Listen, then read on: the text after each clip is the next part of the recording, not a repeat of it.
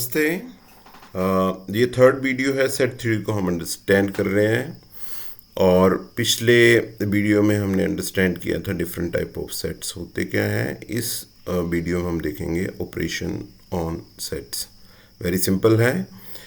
इस डायग्राम को देखेंगे तो ये बेन डायग्राम है जो आप देख पा रहे हैं।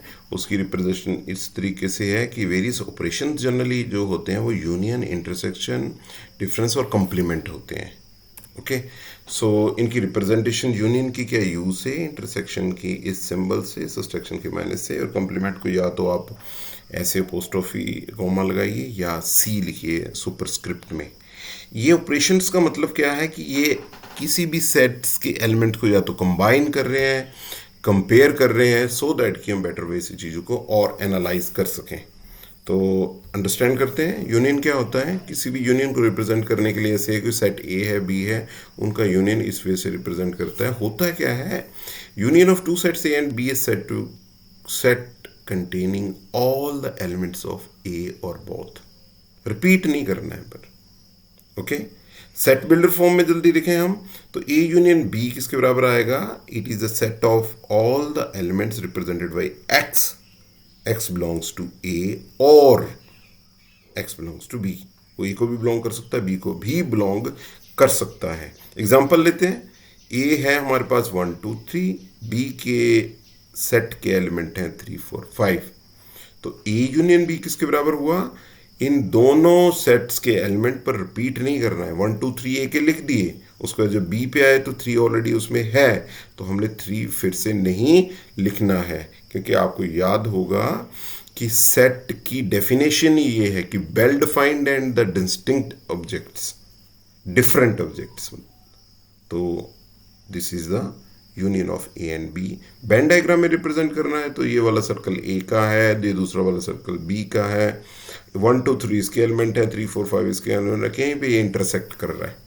ठीक है, जो कॉमन होता है उसको इंटरसेक्ट सेट कहते हैं हम। तो ये देखिए इंटरसेक्शन ऑफ सेट्स क्या होता है, ए दिस सिंबल, बी, इसको रीड क्या करते हैं हम, इंटरसेक्शन रीड करते हैं। Intersection of the A and B is the set of all the element that are in both A and B, यानी कि कॉमन एलिमेंट है। तो इसको लिखेंगे कैसे, बड़े ध्यान से देखना है इसको। A intersection B is equal to set of all the elements represented by x, और एक्स की प्रॉपर्टी क्या है, x belongs to A and x belongs to B.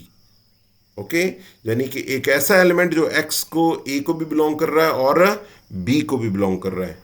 Roster form में बड़ी इजी से हम अंडरस्टैंड करते हैं। 1 2 3 ए सेट के एलिमेंट हैं, 3 4 5 बी सेट के एलिमेंट्स हैं।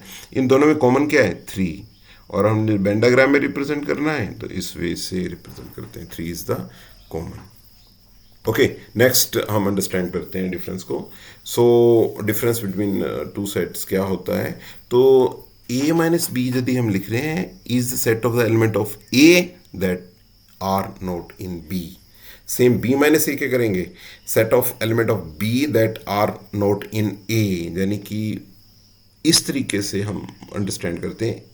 a यदि 1 2 3 है, b 3 4 5 है, तो a माइनस बी क्या होगा, वो एलिमेंट ए का जो बी में भी है उसको माइनस कर दो, हटा दो उसको, तो 1 2 रहेगा। यदि बी माइनस ए करेंगे तो ऑब्वियसली 3 एलिमेंट है वो भी नहीं आएगा, तो एलिमेंट कौन से आएंगे, बी के 4 एंड 5।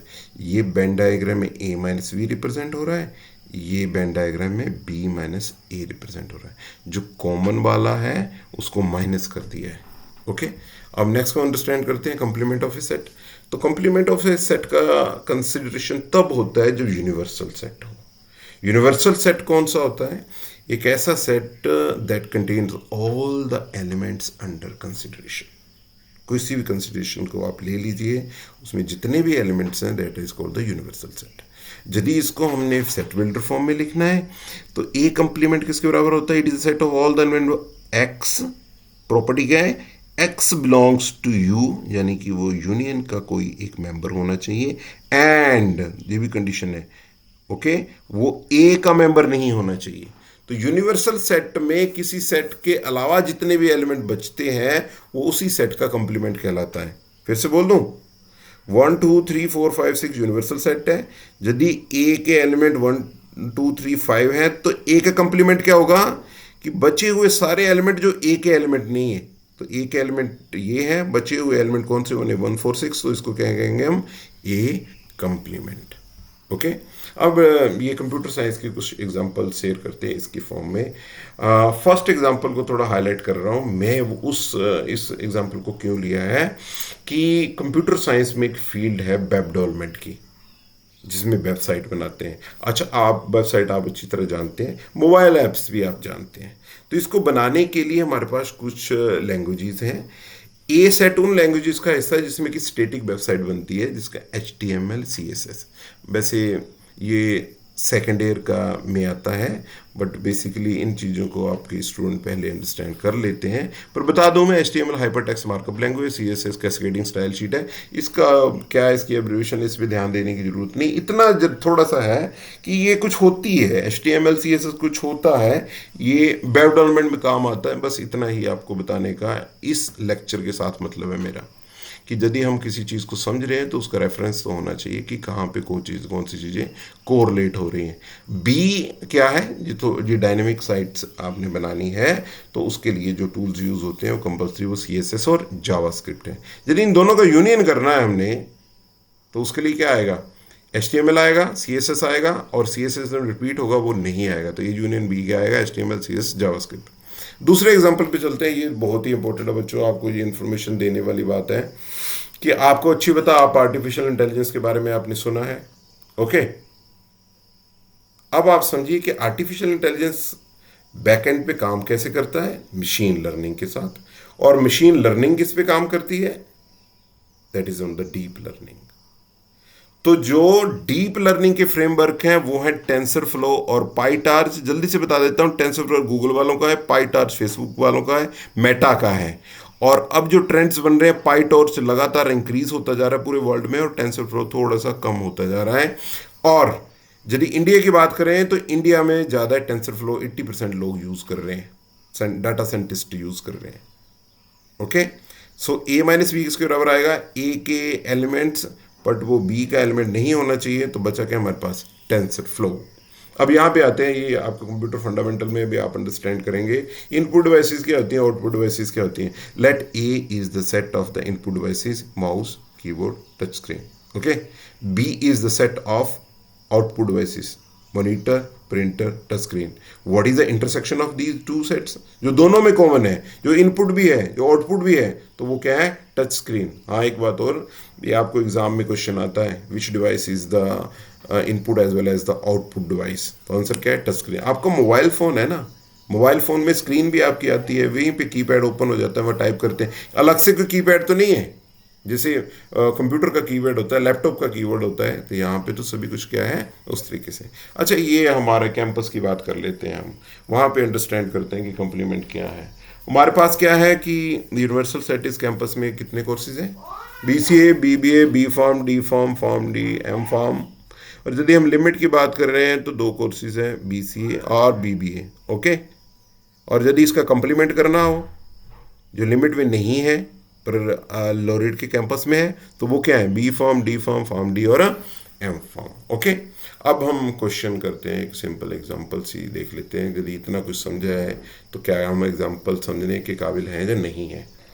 क्वेश्चन ये है कि ए सेट ये है, इसके एलिमेंट ये है 1 2 3, ए सेट के एलिमेंट है, बी सेट के एलिमेंट 3 4 5 6 है, सी सेट के एलिमेंट 5 6 7 है। हमने फाइंड करना है ए यूनियन ब्रैकेट शुरू बी इंटरसेक्शन सी, 2 ऑपरेशन इकट्ठे ही हैं। ओके, तो हमें पता है कि जो ब्रैकेट होती है उसको पहले सॉल्व करते हैं। तो ये मैंने बी के एलिमेंट्स लिखे हैं, ये मैंने सी के एलिमेंट लिखे हैं। जल्दी से बताओ इन दोनों में कॉमन क्या है, तो अंडरस्टूड है 5 और 6। ओके, अब यहाँ पे देखिए क्या है, ए के एलिमेंट्स लिखे 1 2 3, बी के एलिमेंट लिखे 5 6, दोनों को हमने जोड़ दिया। अब रिपीट नहीं करना है, रिपीट कोई हो भी नहीं रहा है इसमें, तो हमारे आंसर आ गया 1 2 3 4 5 6। ओके, अब इस एग्जांपल में देखें तो इसमें मैंने इंटरसेक्शन को बाहर लेके आया हूँ, यूनियन को अंदर, आपको समझाने के पॉइंट ऑफ व्यू से कि आप कितना समझते हैं। बी के एलिमेंट लिखे हैं, यूनियन सी के एलिमेंट लिखे हैं, दोनों को जोड़ दिया, रिपीट नहीं करना है, 5 और 6 रिपीट कर रहे हैं, तो 3 4 5 6 7 दोनों का यूनियन हो गया। अब ए के एलिमेंट लिख दिए, दोनों में इंटरसेक्शन क्या है, कॉमन क्या है दोनों में, तो सिर्फ एक ही एलिमेंट कॉमन है 3, तो हमने 3 लिख दिया। ओके, उसके अकॉर्डिंग अब यहाँ अंडरस्टैंड करते हैं, ये बच्चों एग्जाम आपको एचपी यूनिवर्सिटी में आया था। यदि आप इसको कर लेते हो इसका मतलब कि you are capable to give the examination and clear the examination. A set के एलिमेंट 1 2 3 है, बी सेट के एलिमेंट 4 5 6 है, सी सेट के 7 8 9 है। ये इसने पहले 9 नेचुरल नंबर्स लिए हुए हैं, ये रिमाइंड करवा रहा हूँ। नेचुरल नंबर 1 से चलते हैं जो, ठीक है। तो फर्स्ट जो पार्ट है इसका, उसमें है आपने ये प्रूव करना है, दूसरे वाले पार्ट में ये प्रूव करना है। तो इसकी प्रूव के लिए मैथमेटिक्स में होता है कि पहले लेफ्ट हैंड साइड का सॉल्व करो, फिर राइट हैंड का करो। जब दोनों बराबर आते हैं तो हम बोलते हैं हैंस प्रूव्ड। तो चलो लेफ्ट से चलें। ए यूनियन ब्रैकेट शुरू बी इंटरसेक्शन सी, तो ये मैंने बी के एलिमेंट लिख दिए और ये मैंने सी के एलिमेंट लिख दिए। दोनों को क्या कर दिया, फाइंड किया कि इंटरसेक्शन क्या है, कुछ नहीं निकला, एम्प्टी सेट आ गया। अब मैंने ए के एलिमेंट लिख दिए, ए के एलिमेंट और एम्प्टी सेट का यूनियन किया तो 1 2 3 आया। ओके, राइट हैंड साइड को लिया, ये ए के एलिमेंट है, ये बी के एलिमेंट है और ये ए के एलिमेंट है, ये सी के एलिमेंट है। ओके, इन दोनों का यूनियन किया तो ये आ गया 1 2 3 4 5 6। इन दोनों का किया तो हमारे पास क्या आ गया 1 2 3 7 8 9। ओके, और ये सिंबल थोड़ा सा, ये जो चीज़ है ये इंटरसेक्शन आएगा, इसको आप समझ लेना। ये इंटरसेक्शन यहाँ पे आएगा क्योंकि ये भी सॉल्व हो गया, ये भी। तो this is the one correction here is the intersection. तो दोनों में इंटरसेक्शन करेंगे तो क्या पाएंगे आप, 1 2 3। तो राइट हैंड साइड और लेफ्ट हैंड साइड दोनों बराबर है, हैंस प्रूव्ड। सेम दूसरा क्वेश्चन है, उसमें थोड़ा सा चेंज है। लेफ्ट हैंड साइड को लिया है A intersection B union C, तो मैंने बी के एलिमेंट लिखे, सी के एलिमेंट लिखे, दोनों को हमने यूनियन किया तो ऑब्वियसली 4 5 6 7 8 9 सारे आ गए। अब 1 2 3 ए के एलिमेंट भी लिख दिए, तो दोनों में कॉमन कोई नहीं है, इंटरसेक्शन है। तो हमारे पास सेट क्या आया, एम्प्टी सेट आया, यानी कि 5 आया। ओके, और राइट हैंड साइड को उस तरीके से लेते हैं, तो ए लिख दिया, ये बी के लिख दिए, फिर ए लिख दिया, ये सी के लिख दिए, तो उसमें क्या है कि एम्प्टी सेट आया और उसके अकॉर्डिंग क्या है 5, यानी कि एम्प्टी सेट आया। दोनों की क्या है, right hand side left hand side बराबर है। तो इस चक्कर में क्या है कि दोनों हमारे पास क्या हैज प्रूव्ड। सो नमस्ते, this is the end of this lecture.